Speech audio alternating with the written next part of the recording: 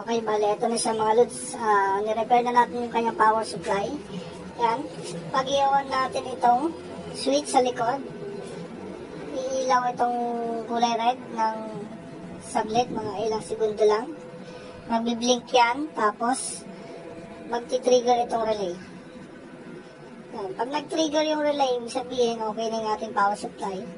Kasi ang relay yung magkukumpleto ng 220 papasok dito sa ating board. Okay, on natin. Yun, umilaw. Tapos yun, nag-trigger yung relay. Yan.